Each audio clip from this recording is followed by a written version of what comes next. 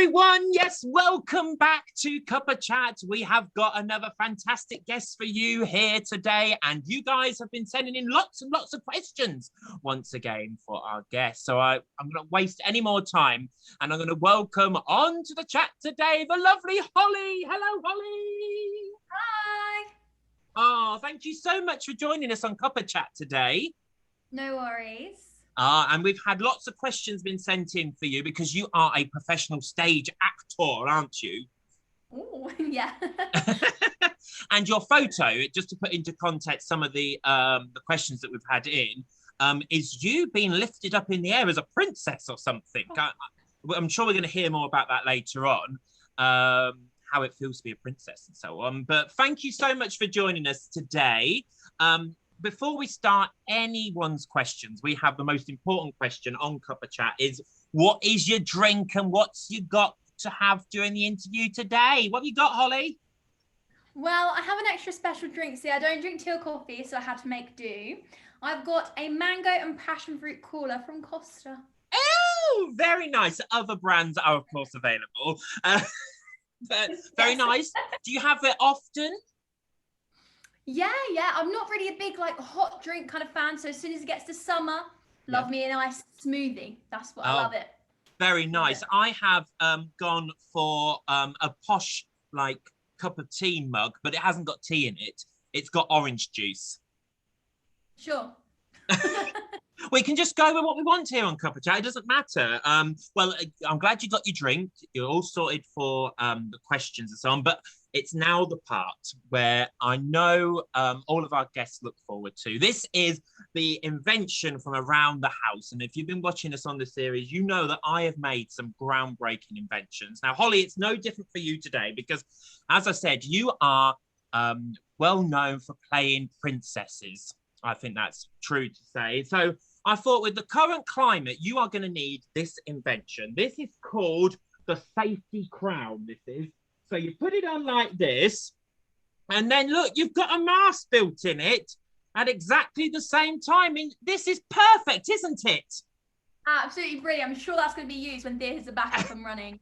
You're going to have this in Panto, aren't you, next year? I can feel it already. Oh, yeah. Absolutely. I mean, is the crown all right? I mean, I've gone for blue gems. Is that all right? Oh, yeah, I love a bit of blue. I mean, if you're in Aladdin, I suppose this would kind of suit it, wouldn't it? I mean, I can't imagine Cinderella wearing something like this, if I'm completely honest. But I think we've got to move with the times. We've got to move with the times, and I think this is going to catch on. As I say, I'll tell you what, Hollie, me and you will put a patent against this now, and everyone, when they're wearing it at Christmas, we're going to make millions from this invention. Mm-hmm. I don't think she's convinced. Right, anyway, enough about that. Let's get on with today's questions. We've had in for the lovely Hollie today. You have been sending them all in via our Facebook and our Twitter and our emails and so on, and we've had some wonderful questions in. So we might as well start now, shall we, Hollie? Yeah. Perfect. So I'm going to start the clock. We've got 15 minutes to ask Hollie as many questions as we can. Great. So let's start off with the one that everyone gets asked, but it's really interesting to hear every single time. So what training did you have to do to become a professional actor? Someone sent in. What did you do? Well, I've been at a dance school. I went to a musical theatre school in Kent since I was 5 years old. So I did singing, acting, dance. So I started that when I was 5. Then I went to the Brit School of Performing Arts when I was 15, I'm going to say. Studied a musical theatre course. Did that, got a diploma. Then I stayed, did it for sixth form. I was in a England youth company for tap as well. So I did tap attack. Oh. And then I went to D&B Academy of Performing Arts, which is where I trained from age 5 in the theatre school. And I decided that I wanted to stay there because I love it there. They're like family to me. So I stayed there for an extra 3 years, and I've just finished my graduate course. I'm graduated, and now I'm currently doing a postgraduate course just to carry on with some training whilst there's not much going on in the industry.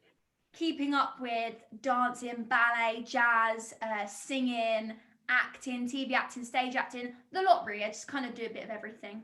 So. And actually, that's quite beneficial, isn't it? That if you can do a bit of everything, you can then audition for more roles and hopefully get more casting out of it. Absolutely. And I'd always say, like, dancing, having all three as a basis is so important, because you're unlikely to go into a show and be Elphaba straight away. Do you know what I mean? So the most likely way to get into the industry is to go in as a cover, which means you need to be able to be in the ensemble and dancing and singing and doing everything, and then cover the leads as well. You've got double the opportunity to get work. So it's that's the best thing I can advise. Yeah, and I think that's really beneficial actually to hear, and that you, and I'm a big believer of this as well, that you never actually stop learning. You can always keep learning more stuff. So you're doing your postgraduate obviously at the moment. I obviously introduced you as a professional stage actor. So if people are now a bit like, well, hang on a minute, she's still training, can you do both at the same time then? Is that a thing? Absolutely. I'm a graduate, so I'm a professional performer. I work as a professional performer. I've been working professionally since I was a child, but as an adult for the past 3 years, I've been working professionally. But every single performer, once they are out, they could be, in the biggest show in town, but I guarantee you they'll be in Pineapple at base doing a class with everyone else, people that are students, people that don't dance and just doing it for fun, because you've got to keep up your training. You've got to keep at a high level. You can't just graduate and stay there. You've got to keep working. So. And do you think that is something that, because we haven't really touched upon that too much, we've spoken about training and then you become the actor, as you said, but do you think a lot of people do still go to classes and still keep up learning new songs, if we're going from a singing background, or learning new monologues? Is that a thing? Is that what you think you to do? Absolutely. Yeah, absolutely. I think particularly with dance is a big thing. Technique, if you don't do the splits for a month, you're probably not gonna be able to do them. So you got to keep it going. So it's just about keeping up to date, and audition songs, there's going to be new shows coming out, there's going to be new things. If you go in and you've got that brand new song, they're going to know what you're talking about, that you're doing your research, that you're going away and you're learning new songs, that you are passionate about the industry that you're in. Because I don't know about anyone else, but as soon as something comes out, I'm all over the soundtrack. I'm like, oh, that'll be really good for that audition, that'll be really good for that show. So it's about staying current and just keeping up working, really. It never really stops. No, it doesn't. Can I just say at this point, I tried for about 10,000 years to try and do the split. It never happened for me. So I'm not doing the splits during lockdown. I just like to let everyone at home know you haven't got to send any help round. Just before we move away from this question, talking about the current things, and you say about soundtracks and so on, would you then, if someone who's trying to maybe get into the industry like some of our viewers are at home, would you recommend then listening out for the new musicals and learning those songs and not going in with a whole new world, for example, what everyone does to death? Is it better to go in with new stuff? Everybody has a different opinion. Absolutely, everyone will have a different opinion. But if you go in there, for example, with something, it doesn't need to be something new, but how many people are going to go in with and this is a really awful example actually, I was going to say Part of the World, but that is my audition song for all pantos. So as long as you even it out, it's fine. You go in with, I go in with Part of Your World, which is very popular, and then I'll take in something else that isn't so popular, so they know, okay, she knows she's good at that, but she also is interested in the industry, she also does her research, she also knows about all these shows. And I just think it's great. It's great listening to new stuff and just getting. Obviously, we love our Les Mis, we love our Phantoms, we love our Wickeds. But if we can do a bit of research, there's so much more out there. There is so much more out there, and it's a good opportunity for you. And the one thing I'd recommend is going on Spotify and looking up musical theatre playlists. So you've got your Belt in the Car playlist, musical theatre, favourite of mine. You've got your alto playlist. Look up what kind of voice type are you. You're an alto, soprano, mezzo. You look it up and it'll give you all these songs that you can learn that are in your range that are fantastic for auditions. So Good advice. I like that a lot. and a nice different angle as well, always keeping current with what's coming out. Perfect. Thank you for answering that question. Let's move on to another one now. Someone's put, which is kind of continuing on a little bit. What advice do you have for anyone who is trying to break into the business? I suppose we've maybe done that research now. How do you actually get to the auditions? How do you find out about them if you are literally fresh, you haven't got an agent or anything? What would you recommend? Well, I would always look up online, follow groups on Facebook. I'm on groups on Facebook, like auditions in London auditions, casting calls for actors, casting calls for dancers. Last minute, they always have last minute things. They need someone for this, they need someone for this. Send in your headshot, send in your CV. Get yourself a nice headshot. Doesn't have to be expensive. Get yourself a nice photo of yourself. Looks professional, stands out. Go to open calls. They're long, don't get me wrong, they are long. And when you get an open call come through, don't be that person that shows up when it says to come at 11 o'clock. You want to be there at like 7 a.m. waiting first in line, because then you show that you're dedicated, that you want that job. And a lot of people, there's a lot of taboo about open calls. People say, oh, it's just for show, it's just for media. But from first-hand experience, I went to open calls Dear Evan Hansen, and I got quite far in that process. I did recalls and recalls and recalls. So it's not just for media, it's not just for publicity. These things do happen. You do get recalls, you do get seen more. So if you don't have an agent, that's probably the best way to get to auditions. Alternatively, look for agent auditions and audition for an agent. But yeah, have a good rep, have a good CV, get yourself on Spotlight. That's a big thing if you're like 16 or even kids, actually, a young Spotlight. Get yourself on Spotlight, nice CV, nice headshot, and just get yourself out there, really. Get confident with auditions. Yeah, because actually when I started professionally, and I did acting as a kid as well, and professionally, Spotlight, a young Spotlight account wasn't a thing then. So actually it's really good now that if you have got a bit of experience and you can get on the young Spotlight, as Hollie said, it's amazing. You've got that little step then, that when you are old enough to become a full member, you've got at least a little, a bit of a helping boost. Great, thank you for that one. Let's change the subject completely now. One of the questions that have come in for you. Someone said, and I thought this was quite cute actually, do you ever get nervous on stage? And if so, how do you control your nerves? This is a really, really, really, really great question, actually. So this is just, I don't mind being very open with myself.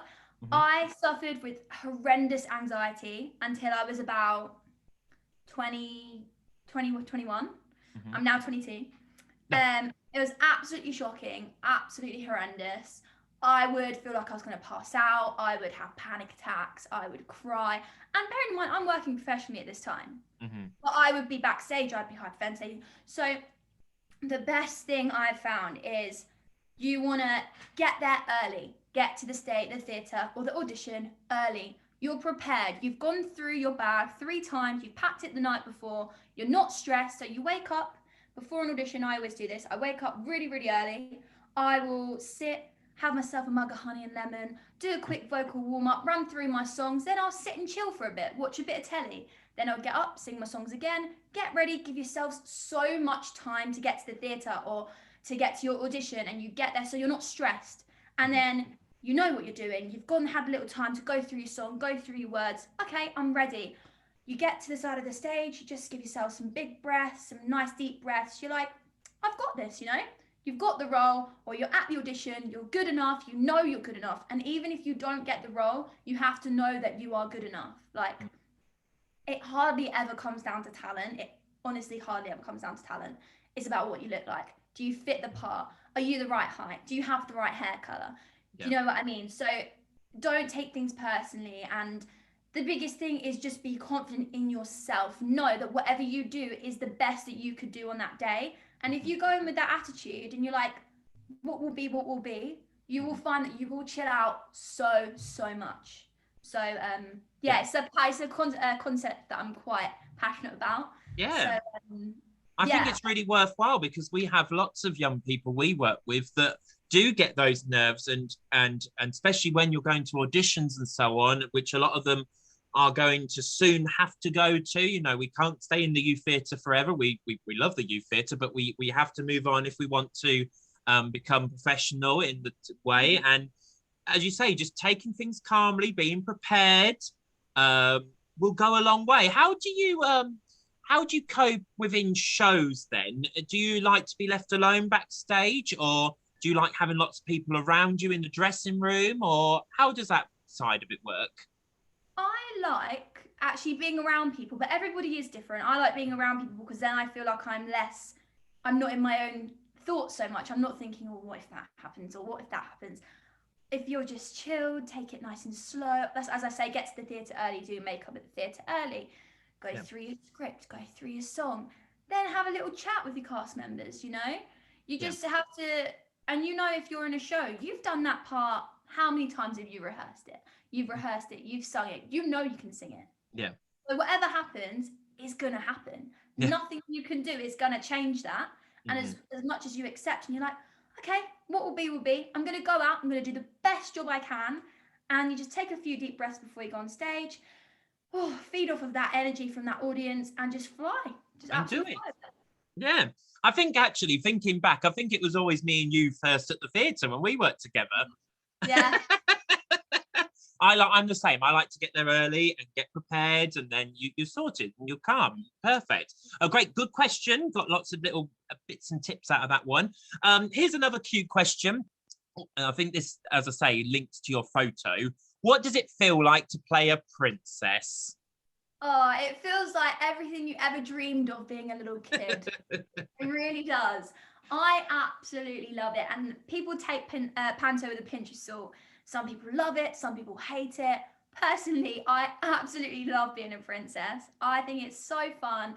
You get to live, you know, when you're a kid and you dress up in a princess dress, you just live in your absolute best life. Like, Mm-hmm. it's just fantastic. I try and picture myself in a Disney film and just imagine if I was in a Disney film, this would be me. Right now, I'm a princess. You just go into full fantasy world and Yeah. it's just fab. And actually, a lot of people go, oh, I want to be a princess on stage because it's easy. It all depends on the princess, obviously. It's not And at all. it's not easy because I was about to say the journeys that the princesses go on a lot of the time. I mean, we worked together on Cinderella, and the poor girl, you know, she goes through torment, bless her, you know. But the same with Snow White. They're all, you know, there's probably apart from maybe Sleeping Beauty, who sleeps most of the show, most of the princesses go through a lot. So is it hard to play a princess then? Yeah. There's a lot more depth to it than a lot of people think. Mm. And panto and princesses is very OTT. So it's not your naturalistic acting. Yeah. And say, you know, you're on your 40th show and you're a bit tired. You had a long night last night, or your train got cancelled. But, you know, you'll be at the side of that stage and you're like, oh, God. And then you step on stage, the light comes on, you're like, hello, everybody. You've got to find that energy. And that's tiring. Like, that's hard.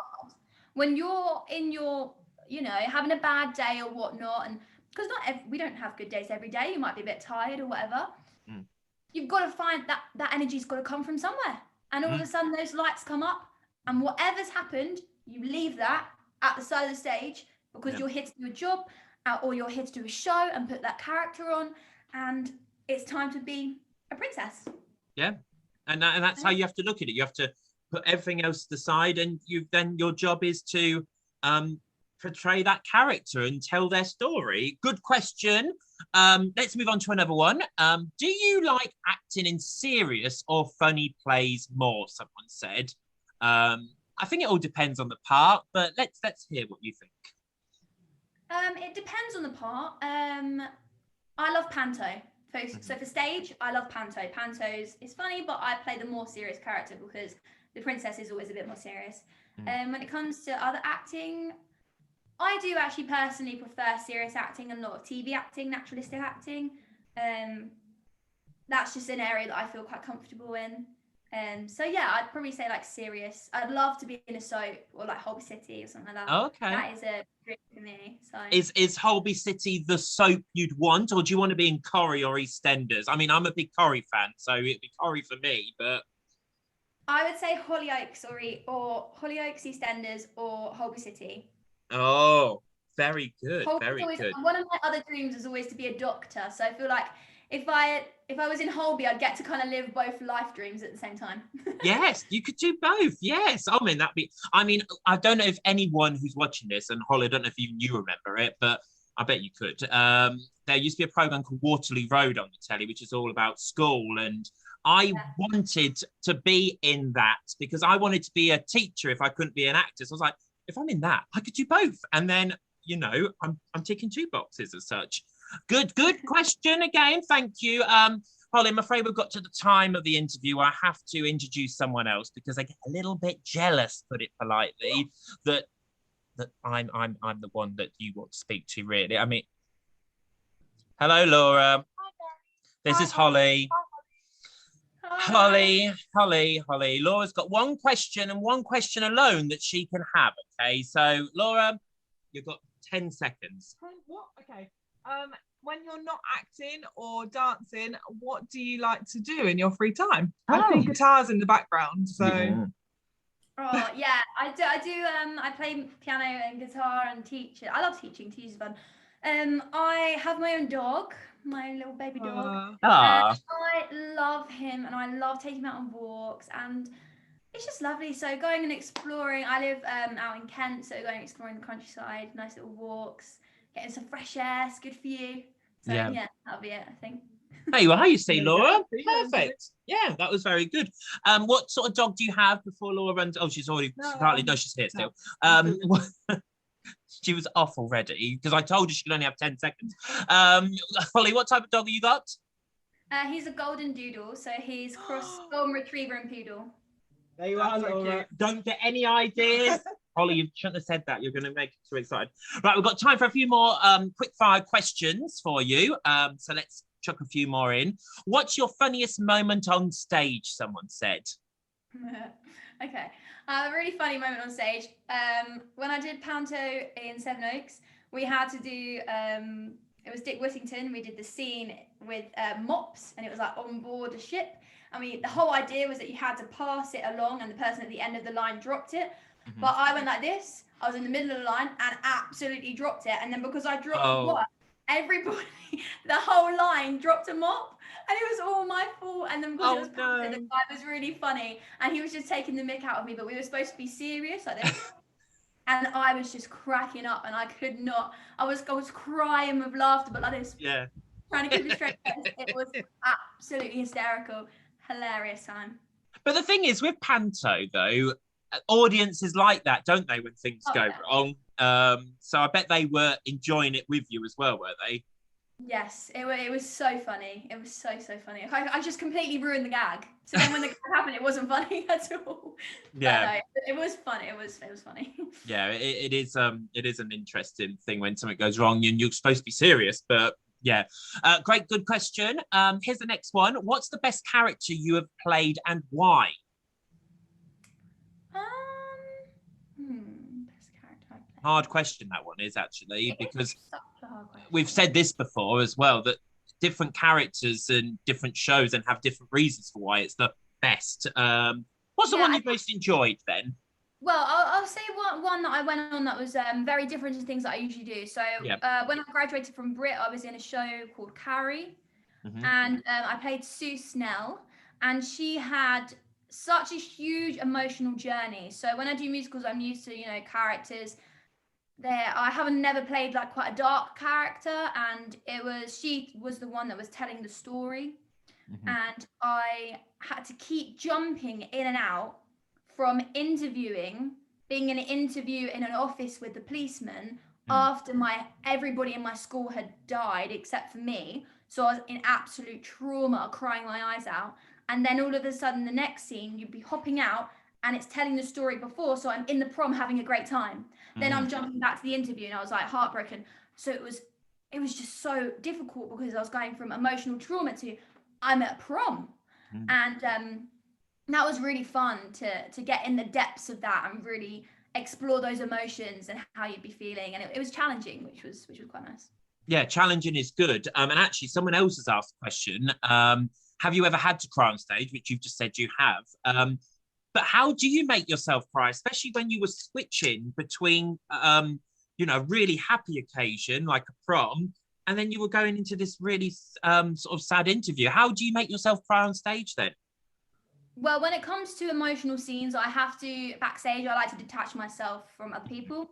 So I have to really stay in my own bubble. I have to think about the character, think about how that's feeling. If that's not working, I get into a mindset of something that in the past that's upset me personally. That is a choice. Not everyone wants to go down that route. But I like to detach myself, and I stay in my own head, and I don't come out of that character at all. I have to stay in that character all the time. I stand at the side of the stage and I just keep it going through my head. If that happened to me, how would I be feeling? What would the emotions be? Yeah. And then you'll find as you're playing the character, it just kind of comes. It just kind of happens. So. And then as another actor who is maybe not the one who's having to cry, that's really important to remember backstage, that sometimes when people are standing quietly and are maybe not their normal selves, but they've been like in rehearsals, it might be because they are going through a thought process for their character, isn't it? Or preparing for the scene. So you don't want to go over and be like, oh, hi, Hollie. And then you're trying to make yourself upset as such. You know, you've got to be careful. Good question. Let's have one more before we run out of time. Have you ever had to play a real life character, someone said, someone from history, for example? And does this change how you prepare for the role? Very good question. Okay, so I'd say the only real thing I've done, it was actually quite a emotional thing. I did it as a project when I was at Brit School. We went to an old people's home, people with dementia, people with Alzheimer's and things like that. And we had to recreate their life stories. So they told us all these things about their lives. And I don't know if anyone knows anything about Alzheimer's, but it's people losing their memory. So they would tell us all these stories that they'd remember, and then they might have forgotten them next week. So what we'd done is we wrote them all down and we created a piece of art about their lives. Now, as absolutely fantastic that was, I was very stressed to represent somebody that was sitting right in front of me watching. I thought, I don't want to portray them badly.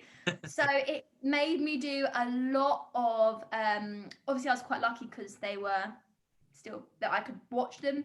So I did a lot of observation, I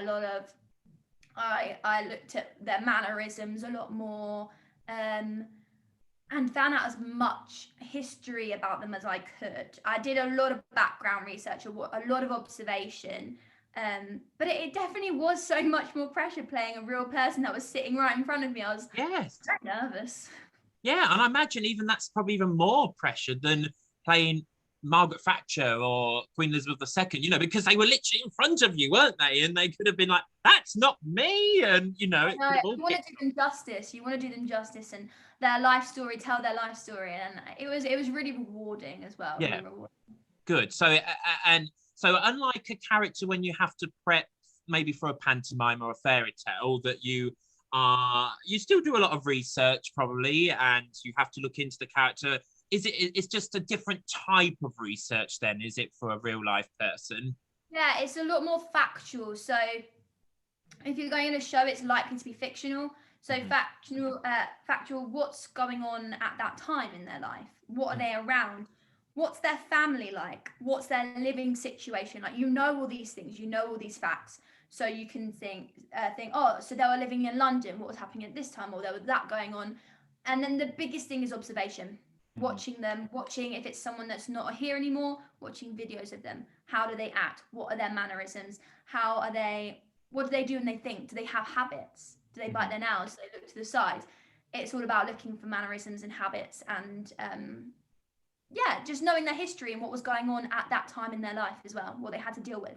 Yeah, perfect. Well, thank you for answering the questions that we've had sent in. We've had so many more, but we've run out of time. So thank you all so much for sending in your questions. If you want to see what Hollie's up to, we'll put in links below of Twitter and all that if she wants us to. Just look down below in the video section and you'll be able to keep up to what all the exciting things she's doing. And remember that Hollie's doing her post-grad, so she's still learning loads of stuff. So take that from board as well. I am also, whilst I'm training now, I'm also going next week into rehearsals. So I'm rehearsing and training at the same time. Oh, cool. So that'll be really interesting to keep an eye out for that as well. Great, thank you, Hollie, for answering the questions. Now we've got one final thing to do here on Cuppa Chat. It's the game competition time. This is the part of the show where we ask you to name as many drinks as you can within 30 seconds. Now, we find out a lot about our guests in the last 30 seconds of the show by them just telling us what their favourite drinks are, or the drinks that come to their head first within 30 seconds. We've had all sorts of drinks, said Hollie. I pre-warn you, okay? Now, if you are the winner, you will win 20,000 GLJ points. It's amazing. Fantastic. That's probably the lead. Yeah, it's fine. It's cool. What you've got to beat at the minute is our lovely. I'm looking down at all the scores in front of me. You've got to beat the lovely Fee, who's our panto and tour actor, who got 27 within 30 seconds. That's a lot. It is quite a lot, yeah. And in second place was Victoria from the Mousetrap with 26 points. And then in third place is George with 25 points, who was our lovely teacher and creator. Do you think you're going to beat one of them? We'll see. Yeah, but the lowest score so far is by our lovely Prince William. We all work together, who got 15. So if we could beat Prince William at this point in time, you'll be fine. We can boast that against him, okay? So I'm going to give you 30 seconds on the clock. I'm going to write down here in front of me how many you are saying, and your time starts now. Water, orange juice, apple juice, pineapple juice, tropical juice, cranberry juice, orange squash, blackcurrant squash, strawberry squash, Coke, Fanta, Sprite, Dr. Pepper, 7-Up, hot chocolate, cappuccino, latte, frappuccino, mango passion fruit smoothie. What else is there? Stop the clock! I mean, it all started off very healthy, and then we've got like Dr. Pepper right in the middle of it, didn't we? So that's my favourite drink. Oh, there you go then. That's it. Do you think you beat Prince William? I hope so. Can I just say, me and Laura always call him Prince William because we know so many Williams in the world that we have to have different names for them. So our William is Prince William. You did beat Prince William, so you're not at the bottom. Okay. How many do you think you got? 20. Nearly. You got 19. So not bad. Oh, that's still pretty tragic, to be honest. Oh. I was trying to pick it up that it wasn't so bad, and you're like, no, it's rubbish. Always be positive, guys. Always be positive. That's always be positive. I'm just 1, 2, 3, 4, 5. You are in 6th place at the minute. Oh well. No, that's all right, isn't it? I'll see you another day. Next time. You'll see another day. And you can have a go again another time. Oh, Hollie, thank you so much for taking part in Cuppa Chat today. It's been absolutely fantastic speaking with you, and for you giving us lots of insight, which hopefully will help people at home. Thank you so much. No worries. Great. And we'll see you next time for another Cuppa Chat very soon. See you later, everyone. Bye-bye. Bye.